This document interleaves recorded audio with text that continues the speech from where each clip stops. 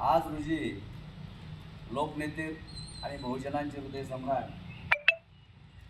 आदरणीय दौलत नाना शितोळे, रामोशी समाजाचा बुलंद आवाज यांचा आज वाढदिवस आहे। या वाढदिवसाच्या निमित्तानं या शासकीय रुग्णालयातील रुग्णांना खाऊचे वाटप करण्यात येत आहे।